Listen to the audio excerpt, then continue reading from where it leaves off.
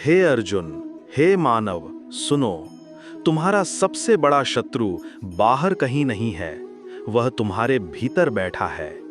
उसका नाम है काम वासना। ये काम ऐसा शत्रु है जिसे कोई और नहीं देख सकता, केवल तुम अपने भीतर महसूस करते हो। ये धीरे धीरे तुम्हारे विवेक को खा जाता है, तुम्हारी इच्छाओं को भड़काता है, तुम्हारे सपनों को जला देता है और अंत में तुम्हें केवल पाप और दुख के मार्ग पर ले जाता है।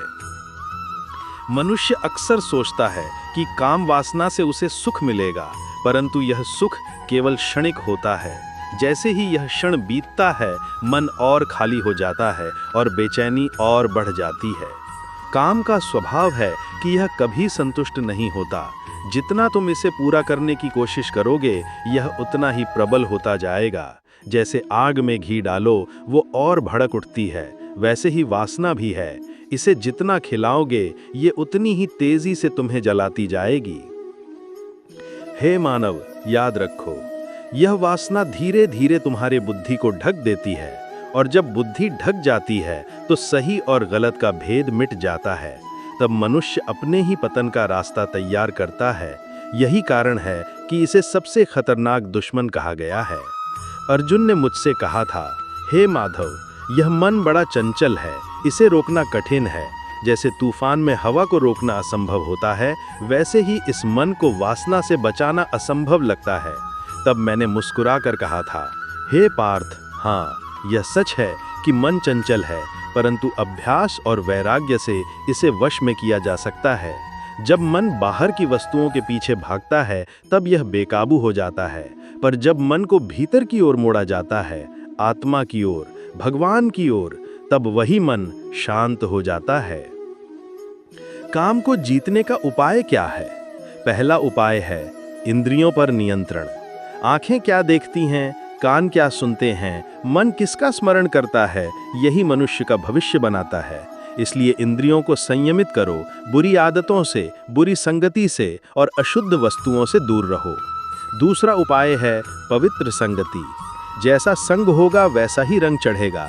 अगर साधु सज्जनों की संगति करोगे तो तुम्हारा मन पवित्र होगा, लेकिन अगर भोग विलासियों की संगति करोगे तो तुम्हारे भीतर का काम और अधिक प्रबल हो जाएगा। तीसरा उपाय है भक्ति। जब मन भगवान के नाम में लग जाता है तो वासनाएं अपने आप नष्ट हो जाती हैं।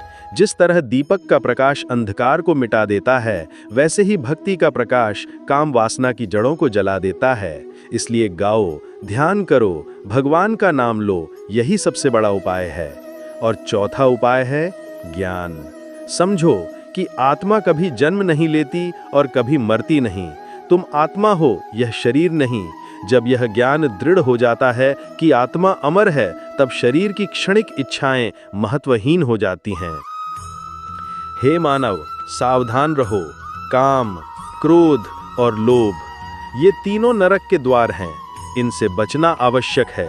अगर तुम इनके अधीन हो गए तो तुम्हें दुख, भय और अधर्म का ही मार्ग मिलेगा। जो व्यक्ति काम का दास बन जाता है, वह अपने ही जीवन का शत्रु बन जाता है, पर जो व्यक्ति इसे जीत लेता है, वही वास्तव में विजेता कहलाता है।